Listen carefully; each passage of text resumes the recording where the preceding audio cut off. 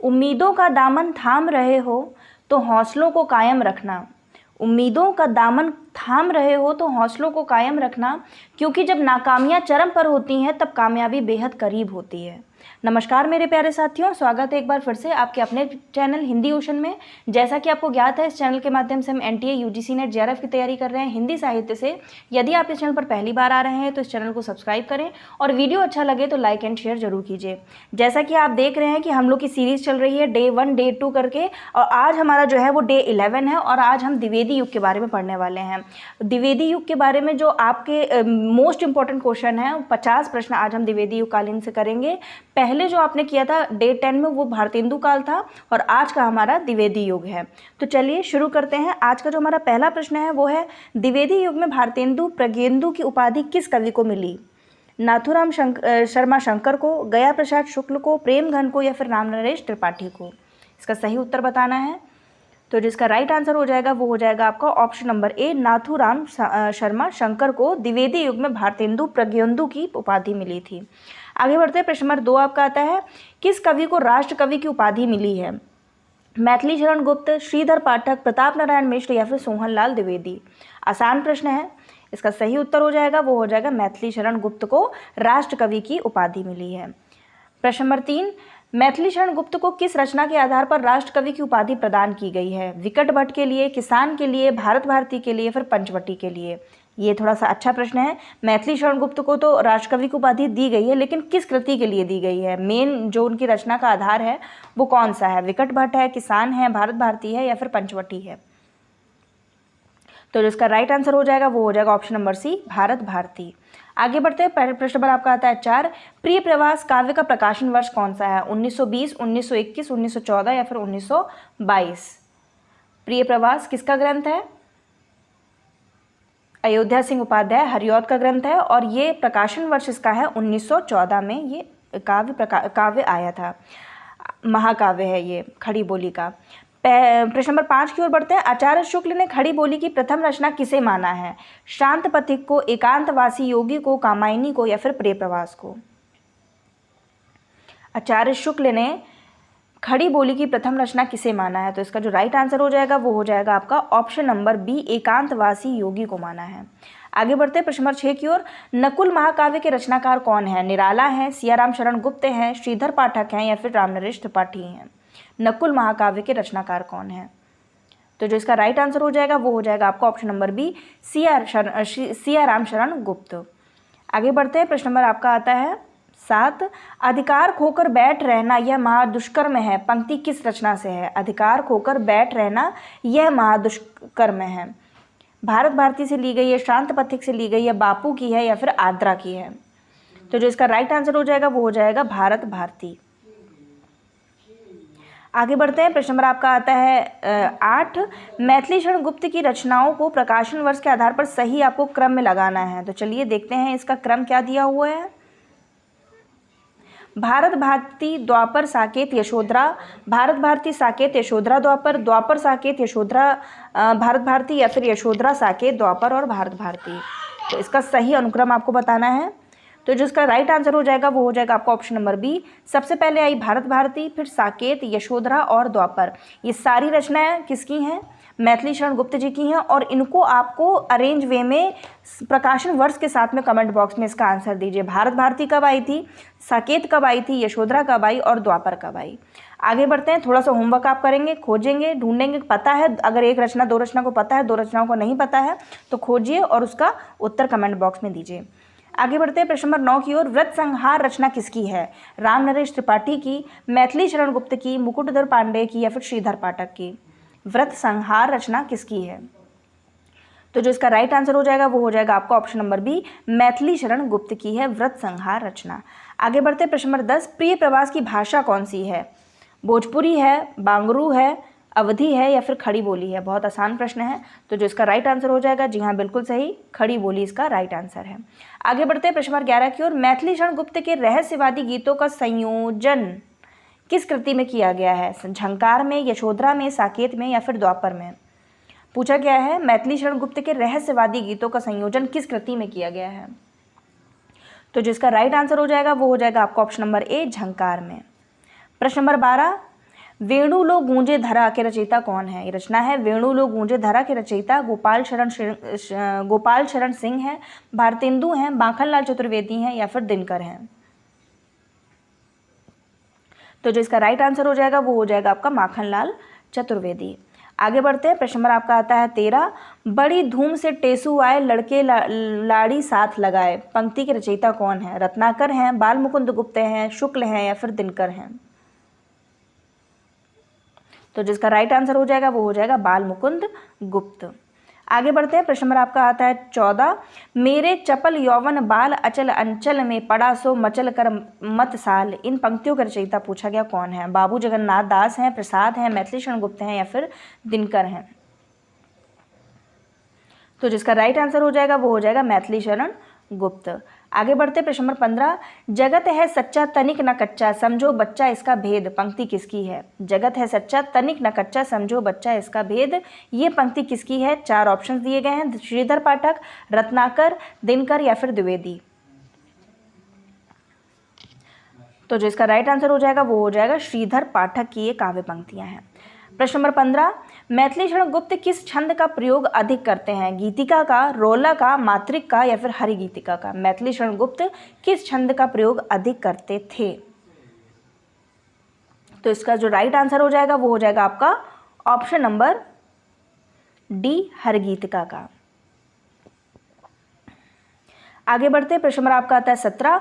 उस महाकाव्य का नाम बताइए जिसमें राधा कृष्ण का युगानुरूप परिवर्तन कर दिया गया है? वैदेही वनवास, कृष्णायन, प्रिय प्रवास या फिर उद्धव शतक। इसका राइट आंसर हो जाएगा प्रिय प्रवास। अयोध्या सिंह उपाध्याय हरिऔध की रचना है, कब आई थी? 1914 में। आगे बढ़ते प्रश्न नंबर 18। मैथिली शरण गुप्त के गुरु कौन थे? महावीर प्रसाद द्विवेदी, बाल मुकुंद गुप्त, श्रीधर पाठक या फिर भारतेंदु। पूछा गया है मैथिली शरण गुप्त के गुरु का नाम आपको बताना है। तो जिसका राइट आंसर हो जाएगा वो हो जाएगा आपका महावीर प्रसाद द्विवेदी। आगे बढ़ते प्रश्न नंबर आपका आता है 19। धरती हिलाकर नींद भगा दे, वज्रनाद से व्योम जगा दे, ये पंक्तियां की रचयिता कौन है? आपको पंक्तियां पढ़कर ही आभास हो जाएगा कि ये पंक्तियां किसकी हैं। नाथुराम शर्मा शंकर की हैं, दिनकर की हैं, पंत की हैं या फिर श्रीधर पाठक की हैं। तो जो इसका राइट आंसर हो जाएगा वो हो जाएगा आपका ऑप्शन नंबर जी नहीं, जो आप सोच रहे हैं वो नहीं है, दिनकर नहीं है, आपका नाथुराम शर्मा शंकर की ये पंक्ति है। धरती हिलाकर नींद भगा दे, वज्रनाद से व्योम जगा दे, इनके रचयिता है नाथुराम शर्मा शंकर। आगे बढ़ते प्रश्न नंबर आपका आता है 20। कानन कुसुम रचना के रचयिता कौन है? मुकुटधर पांडे हैं, श्रीधर पाठक है, महावीर प्रसाद द्विवेदी हैं या फिर लोचन प्रसाद पांडे हैं। कानन कुसुम के रचना के रचयिता का नाम पूछा गया है। तो इसका जो राइट आंसर हो जाएगा वो हो जाएगा आपका option number A, Mukutdhar Pandey. आगे बढ़ते हैं प्रश्न नंबर आपका आता है 21। प्लासी के युद्ध के रचनाकार कौन है? श्रीधर पाठक, रामनरेश त्रिपाठी, मैथिली शरण गुप्त या फिर माखनलाल चतुर्वेदी। प्लासी के युद्ध के रचनाकार का नाम पूछा गया है। तो जो इसका सही उत्तर हो जाएगा वो हो जाएगा आपका ऑप्शन नंबर सी, मैथिली शरण गुप्त। आगे बढ़ते हैं प्रश्न नंबर आपका आता है 22। सुमन किसकी काव्य रचना है? महावीर प्रसाद द्विवेदी की, श्रीधर पाठक की, रत्नाकर की या फिर दिनकर की। इसका जो राइट आंसर हो जाएगा वो हो जाएगा महावीर प्रसाद द्विवेदी की रचना है सुमन। आगे बढ़ते प्रश्न नंबर आपका आता है 23। अनुराग रत्न के रचनाकार कौन है? अंबिका दत्त व्यास हैं, भारतेंदु हैं, नाथुराम शर्मा शंकर हैं या फिर बालकृष्ण भट्ट हैं। अनुराग रत्न के रचनाकार। तो जो इसका सही उत्तर हो जाएगा वो हो जाएगा आपका नाथुराम शर्मा शंकर। किसके रचनाकार हैं? अनुराग रत्न के। आगे बढ़ते प्रश्न नंबर आपका आता है 24। कृषक क्रंदन किसकी कृति है? भारतेंदु की, पंत की, गया प्रसाद शुक्ल की या फिर श्रीधर पाठक की। कृषक क्रंदन किसकी कृति है? तो इसका जो सही उत्तर हो जाएगा वो हो जाएगा आपका ऑप्शन नंबर सी, गया प्रसाद शुक्ल की। आगे बढ़ते प्रश्न नंबर आपका आता है 25। कविता कलाप के रचनाकार कौन है? पूछा गया है। दिनकर हैं, बालकृष्ण शर्मा नवीन हैं या फिर आपका ऑप्शंस और दिए हैं ऊपर।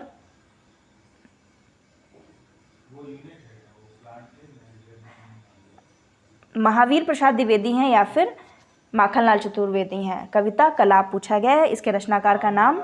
तो जो इसका सही उत्तर हो जाएगा वो हो जाएगा आपका ऑप्शन नंबर सी, महावीर प्रसाद द्विवेदी।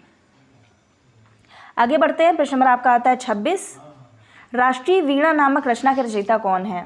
प्रसाद हैं, भारतेंदु हैं, गया प्रसाद शुक्ल हैं या फिर राय देवी प्रसाद पूर्ण हैं। राष्ट्रीय वीणा नामक रचना किसकी है? तो जो इसका सही उत्तर हो जाएगा वो हो जाएगा आपका गया प्रसाद शुक्ल। आगे बढ़ते प्रश्न नंबर आपका आता है 27। गर्भरंडा रहस्य कृति के रचयिता कौन है? श्रीधर पाठक है, नाथूराम शर्मा शंकर हैं, श्याम नारायण पांडे हैं या फिर जगन्नाथ दास हैं। तो इसका सही उत्तर है नाथूराम शर्मा शंकर। आगे बढ़ते प्रश्न नंबर आपका आता है 28। काव्य मंजूषा किसकी रचना है? मुकुटधर पांडे की है, सोहनलाल द्विवेदी की है, महावीर प्रसाद द्विवेदी की है या फिर जगन्नाथ दास रत्नाकर की है। तो इसका सही उत्तर हो जाएगा द्विवेदी, महावीर प्रसाद द्विवेदी की रचना है काव्य मंजूषा। आगे बढ़ते प्रश्न नंबर आपका आता है 29। पद्य पुष्पांजलि के रचनाकार कौन है? लोचन प्रसाद पांडे, शिवमंगल सिंह सुमन, श्रीकांत वर्मा या फिर जगदीश गुप्त। तो इसका सही उत्तर जो हो जाएगा वो हो जाएगा आपका लोचन प्रसाद पांडे पद्य पुष्पांजलि के रचनाकार हैं। प्रश्न नंबर 30, माफ कीजिएगा, प्रश्न नंबर आपका 30। राष्ट्रीय भारती किसकी रचना है? राष्ट्र भारती किसकी रचना है? रामचरित उपाध्याय, माखनलाल चतुर्वेदी, सोहनलाल द्विवेदी या फिर मैथिली शरण गुप्त। तो जिसका सही उत्तर हो जाएगा वो हो जाएगा राष्ट्र भारती रचना है रामचरित उपाध्याय की। ऑप्शन नंबर ए इसका राइट है। आगे बढ़ते प्रश्न नंबर आपका आता है 31। पद्य प्रसून किसकी रचना है? निराला की, हरिऔध की, प्रसाद की या फिर मैथिली शरण गुप्त की। तो इसका सही उत्तर हो जाएगा हरिऔध की रचना है पद्य प्रसून। आगे बढ़ते प्रश्न नंबर 32। पथिक रचना का नाम किसका है? हरिऔध का पथिक नामक रचना किसकी है? हरिऔध की है, मैथिली शरण गुप्त की है, राम नरेश त्रिपाठी की है या फिर बालकृष्ण शर्मा नवीन की है। तो इसका जो सही उत्तर हो जाएगा वो हो जाएगा आपका option number C, Ram Naresh Tripathi की रचना है पथिक।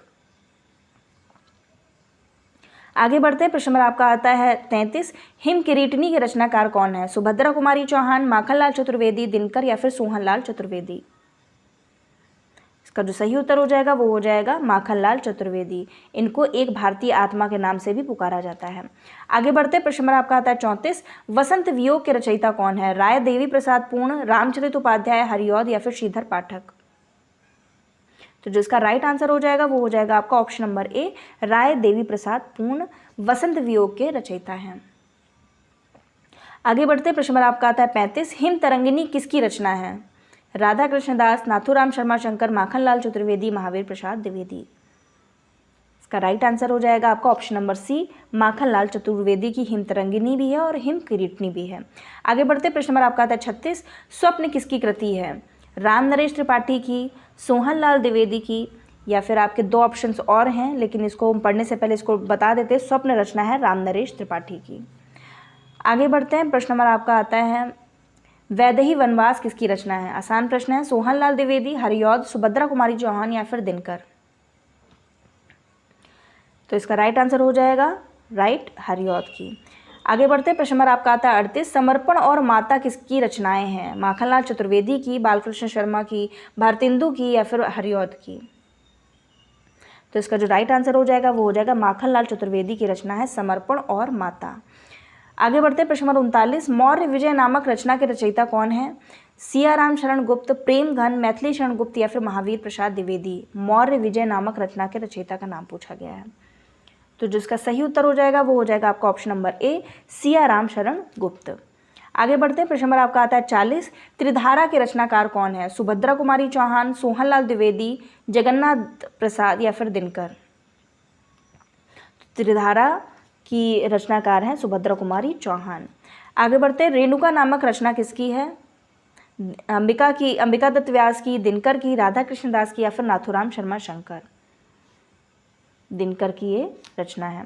आगे बढ़ते प्रश्न नंबर 42 की ओर। महावीर प्रसाद द्विवेदी किस छद्म नाम से अपनी रचनाएं सरस्वती में छपाते थे? त्रिशूल से, भुजंग भूषण भट्टाचार्य से, हनुमान से या फिर अनाम दास से।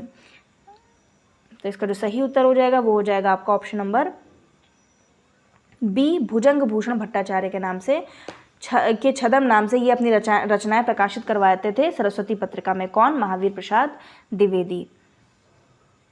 आगे बढ़ते प्रश्न नंबर 43। कुरुक्षेत्र किसकी रचना है? आसान है, रामधारी सिंह दिनकर की। प्रश्न नंबर 44, हुंकार नामक रचयिता के रचनाकार कौन है? इसको भी आपको बताना है, रामधारी सिंह दिनकर। प्रश्न नंबर 45, रश्मि रेखा किसकी रचना है? बालकृष्ण शर्मा नवीन की है, श्याम नारायण पांडे की है, मुकुटधर पांडे की, या फिर जगन्नाथ दास रत्नाकर की है? तो जिसका सही उत्तर हो जाएगा वो हो जाएगा बालकृष्ण शर्मा नवीन की रचना है रश्मि रेखा। आगे बढ़ते हैं, प्रश्न नंबर आपका 46, हल्दी घाटी के रचनाकार कौन है? मैथिली शरण गुप्त, महावीर प्रसाद द्विवेदी, श्याम नारायण पांडे, या फिर श्रीधर पाठक? तो जो इसका सही उत्तर हो जाएगा, हल्दी घाटी के जो रचनाकार हैं वो है श्याम नारायण पांडे। आगे बढ़ते हैं, प्रश्न नंबर आपका आता है 47, कश्मीर सुषमा के रचयिता कौन है? ऑप्शंस देने की जरूरत है क्या? ऑप्शंस देने की जरूरत है, नहीं होनी चाहिए। श्रीधर पाठक हैं, गया प्रसाद शुक्ल है, राधा कृष्ण दास हैं, या फिर उदय शंकर भट्ट हैं? कश्मीर सुषमा। तो जो इसका सही उत्तर हो जाएगा वो हो जाएगा आपका श्रीधर पाठक। आगे बढ़ते हैं, प्रश्न नंबर 48, कानन कुसुम किसकी रचना है? सोहनलाल द्विवेदी, मुकुटधर पांडे, श्रीधर पाठक, या फिर श्याम नारायण पांडे? तो जिसका राइट आंसर हो जाएगा वो हो जाएगा मुकुटधर पांडे की रचना है कानन कुसुम। आगे बढ़ते हैं, प्रश्न नंबर 49, गुप्त का वह काव्य जो राष्ट्रीय भावना और हिंदूवादी दृष्टिकोण की अभिव्यक्ति करता है तथा राष्ट्रीय सांस्कृतिक चेतना जगाने में अपनी असमांतर लोकप्रियता रखता है, वह है भारत भारती, साकेत, जयद्रथ वध, या फिर त्रिपथगा? अच्छा प्रश्न है। गुप्त का वह काव्य जो राष्ट्रीय भावना और हिंदूवादी दृष्टिकोण की अभिव्यक्ति करता है तथा राष्ट्रीय सांस्कृतिक चेतना जगाने में अपनी असमांतर लोकप्रियता रखता है? तो जिसका राइट आंसर हो जाएगा वो हो जाएगा और कोई नहीं, भारत भारती। इसका प्रकाशन वर्ष भी मैंने पूछा, और जो आपकी 4 रचनाएं थी, भारत भारती, साकेत, यशोधरा, और आपका एक रचना और थी, उसको भी आपको कमेंट बॉक्स में सबका नाम और उसका जो ईयर है, उसका जो प्रकाशन वर्ष है वो आपको लिखना है। और आज का हमारा जो अंतिम प्रश्न है वो है आपका, मैथिली शरण गुप्त इन रचनाओं को कालक्रम के अनुसार आपको बताना है। ये रचनाएं थोड़ी दूसरी हैं। साकेत, भारत भारती, हेमंत, रंग में भंग, हेमंत, साकेत, भारत भारती, हेमंत, रंग में भंग, भारत भारती, साकेत, या फिर भारत भारती, हेमंत, रंग में भंग और साकेत?